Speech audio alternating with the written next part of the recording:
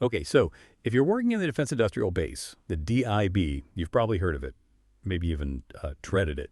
The System Security Plan, the SSP, it often feels like this huge hurdle, right? This massive pile of paperwork you have to get through for CMMC Level 2 because of that DFARS clause, 252.204.70112. And just quickly, CMMC, the Cybersecurity Maturity Model Certification, that's the DoD's way of making sure contractors, maybe, like you, can actually protect sensitive info. But here's the thing we want to explore today. What if the SSP isn't the enemy? What if it could be, I don't know, genuinely useful? More than just a compliance headache. That's what this deep dive is all about. We want to help you turn the SSP from something you dread into something manageable, something that works for you. We'll lay out how to build one that's auditor ready, hopefully without driving you crazy. So whether you're prepping for that audit, just keeping up, or maybe you're just really into cybersecurity compliance, stick with us.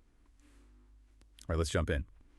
The SSP, it seems like there's a lot of confusion around what it actually is. People think binder on a shelf, right? But if it's so key for CMMC, what's the biggest thing people get wrong about its purpose?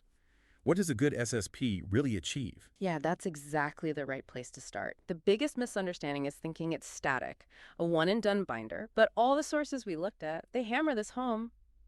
It's a living document. Think of it like a dynamic blueprint of your cybersecurity.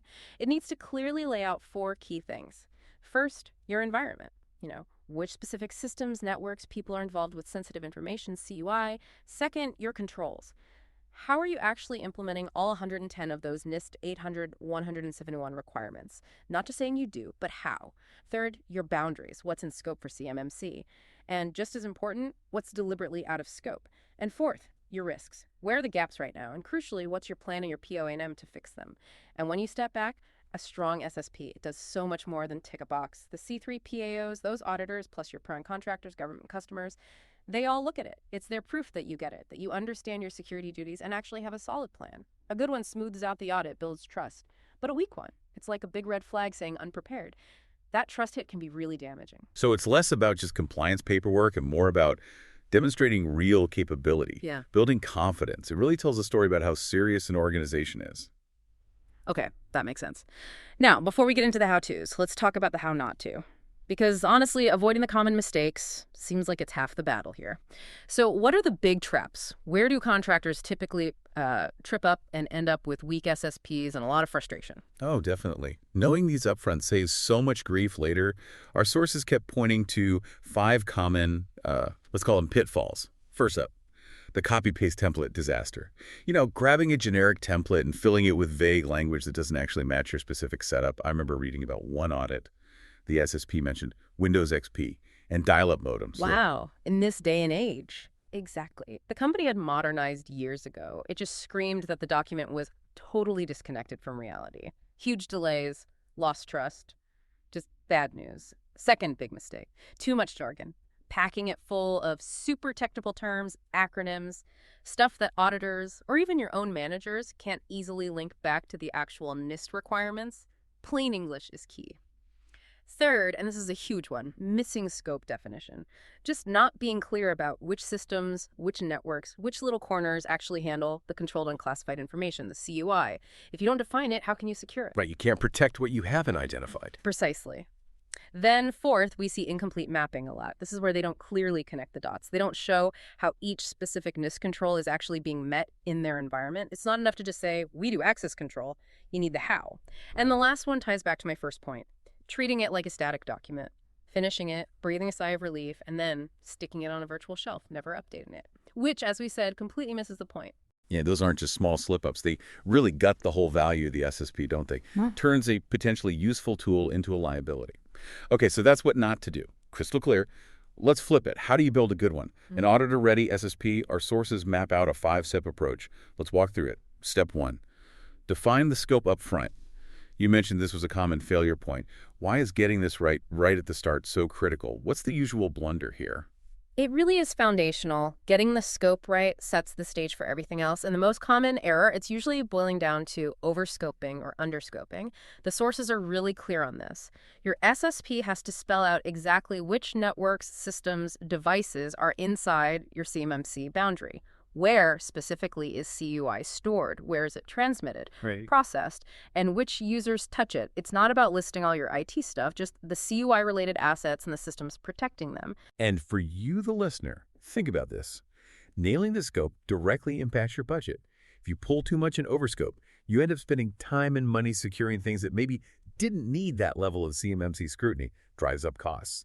But if you underscope, you risk non-compliance, big audit problems. So getting this definition just right, it can genuinely save you serious money and headaches later. It's the bedrock. Okay, bedrock established.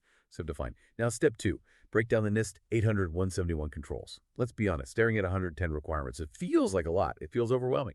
What's the advice from our sources on how to approach this mountain without, getting totally buried? Is it about writing essays for each control? It does look like a mountain, absolutely. The best approach we found in the source material is don't try to boil the ocean. Don't tackle all 10 at once. Instead, group them logically by family, access control, incident response, system integrity, etc.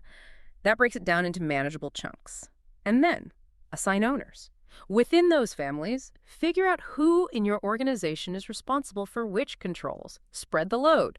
Use the expertise you have. It also creates accountability. And critically, the research suggests you don't need to write a book for each one. Keep it concise, plain language, maybe 1 or 2 paragraphs per control, just clearly explaining how you meet that specific requirement in your environment. The idea is to chip away at it. Family by family, control by control. Make it an ongoing process, not some giant one-off writing project. That makes it feel much more doable. That chip away approach sounds much less terrifying. Right? So you've explained how you meet the controls. What's next? Step 3, according to our sources. Link evidence to controls. Why is this linkage so important? What kind of proofs are we talking about? Evidence. This is absolutely vital. Without it, your SSP is it's just words. Assertions without proof. Each description of how you meet a control must point to something real, something tangible, proof that you actually do what you say you do. This is where you demonstrate it. Auditors need to see this linkage. And the evidence itself. It can be lots of things. Your documented policies and procedures, sure, but also maybe screenshots of system settings, security logs showing specific activities, reports from vulnerability scans, records of who attended security training. The key is it has to be relevant to that specific control and show it's actually implemented in practice. And this seems like a place where technology can really help. Our sources mention using GRC tools, governance, risk, and compliance software. Makes sense. If you can electronically link your evidence right to the control description in the tool, that creates a really clear audit trail, much easier than managing piles of separate documents. That sounds like a practical way to avoid getting bogged down. Okay, moving to step 4, document gaps, honestly. Now, this one feels a bit counterintuitive for some folks, maybe. Admitting where you're falling short, doesn't that feel risky? Like you're handing the auditors a list of problems. Is there a line where you're too transparent? Or is full honesty always the best policy here? That's a really common concern, that feeling of exposing yourself. But the sources strongly argue for complete honesty. Look, it's perfectly expected, even that you might not be 100% compliant on day one. Very few organizations are. The crucial part is acknowledging those gaps openly in your SSP. And then you link each gap to your plan of actions and milestones. Your POAM, that document says, here's the gap, here's what we're doing to fix it, here's who's responsible, and here's the deadline. It tells auditors you're aware, you're managing the risk, and you have a concrete plan. Right. And that actually sends a really positive signal, doesn't it? The sources suggested something interesting here. By being upfront about gaps and having that POAM, you're showing maturity. You're showing you have a proactive risk management process. Auditors often see that as a sign of a healthy security culture than pretending everything's perfect. Transparency beats cover-ups. Every time.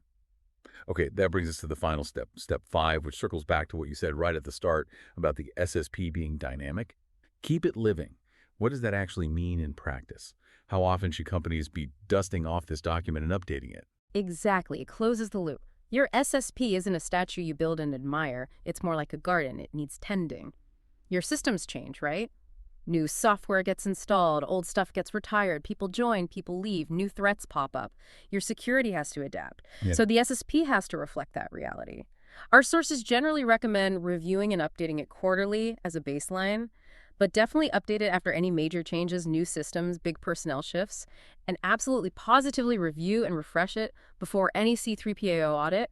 If you treat it like a living document all along, you avoid that last-minute panic, that mad scramble to update everything just before the auditors arrive. It becomes continuous improvement. That makes so much sense. Continuous maintenance avoids the crisis mode, spreads the effort out, keeps you ready. Okay, wow. We've covered a ton here, from what even is an SSP to a practical 5-step plan. So just to wrap things up neatly, for our listener who might still be feeling a bit intimidated by all this, what are a few quick practical takeaways, some sanity-saving tips? Sure thing. Let's boil it down. First, yes, use a template to start, but please customize it. Make it truly yours. Don't fall into the copy-paste trap we talked about. Second, plain English. Seriously. Clarity wins over complex jargon every time. Auditors appreciate understanding, not buzzwords. Third, leverage technology where you can. Those GRC tools, they can genuinely make linking evidence and tracking progress much less painful. Fourth, don't try to be a hero and do it all alone. Pull in your IT folks, your compliance team, get leadership buy-in. Cybersecurity requires teamwork. And maybe finally, remember that chip away idea. Break the work into smaller, manageable sprints.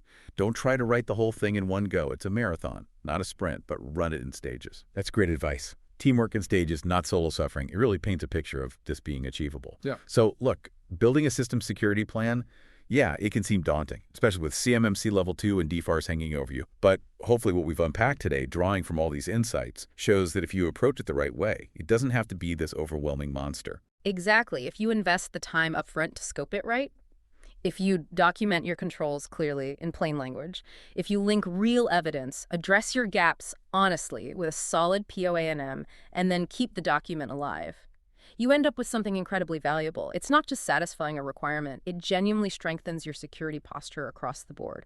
A strong SSP isn't just a checkbox. It's really your roadmap. It demonstrates your cybersecurity maturity, builds that crucial trust. A roadmap to maturity. I like that. Okay, so for you, our listener, here's a final thought to chew on as we wrap up. We've talked a lot about the SSP being a living document. If you really embrace that, if you actively engage with your SSP regularly, how might that change your organization's whole approach to cybersecurity? Moving beyond just compliance checking, what new things might you learn about your own systems, your own processes, if you treat the SSP as this dynamic guide? Something to think about. Thank you so much for joining us on this deep dive into the systems security plan. We really hope this helps you tackle your SSP with a bit more confidence and maybe even a little less dread.